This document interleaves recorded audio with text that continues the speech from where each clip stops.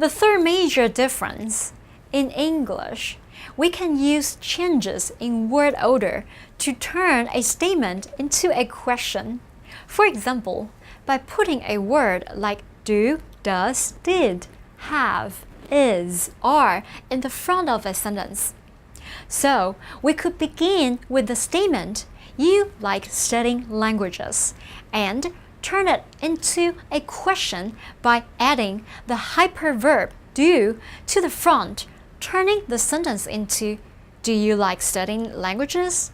Similarly, we can change the statement, you are Chinese, into a question simply by switching the order of the subject and verb to make, are you Chinese? It doesn't work this way in Chinese, though. Indeed, to form questions, we add on a special question marker character to the end of the sentence, and the order of the sentence remains otherwise unchanged.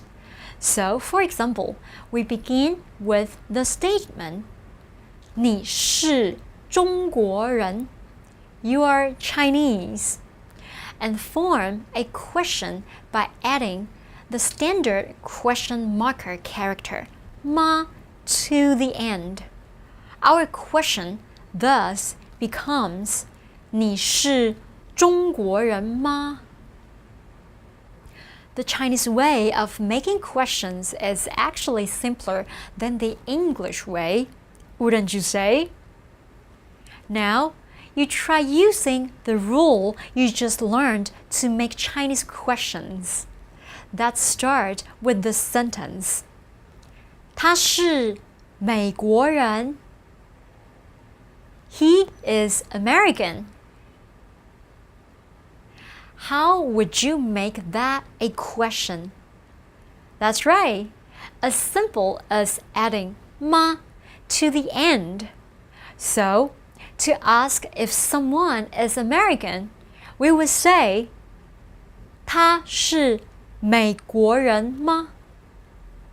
If you listen carefully to these two sentences, 他是美国人 and 他是美国人吗?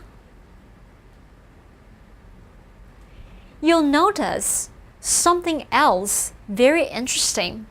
In Chinese, there's no need to change the intonation of the sentence to indicate that it's a question, like we sometimes do in English.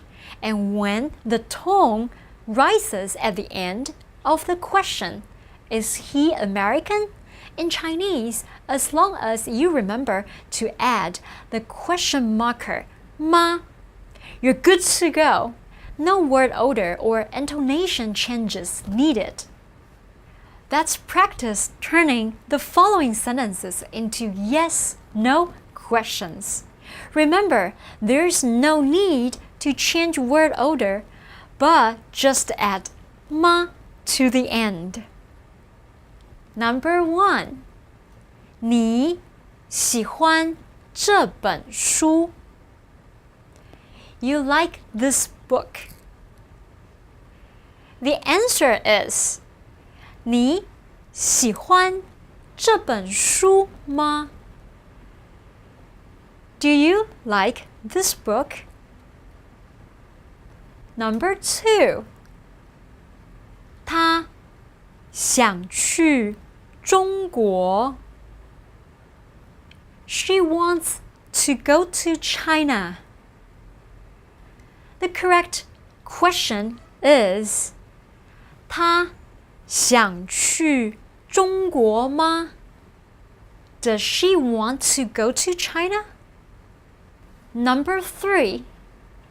你是他的哥哥. You are his older brother. That's right. You should ask, 你是他的哥哥吗? Are you his older brother? Alright, does Chinese word order make sense to you now? Hopefully, you're able to see that even though Chinese has some significant differences from English, they're not all so complicated, and sometimes they're even simpler. That goes not only for word order, but for all the 5 steps we've just covered. Congratulations on making it through this introduction to the Chinese language. You've come a long way, and now that you know some of the core features of Chinese, you are ready to study in greater depth. Remember, just like with any language, learning Chinese is not just about listening to lectures and doing homework and quizzes.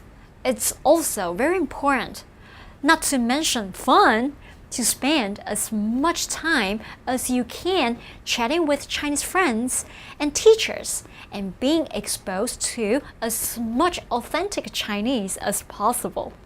And remember, the vocabulary and grammar and other features of the language you learn in your courses will enable you to enjoy all sorts of new experiences in Chinese.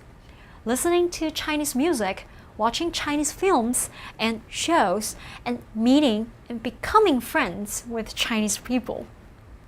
We hope you enjoyed your first steps in Chinese and hope to see you again soon in future courses as your knowledge of Chinese continues to expand.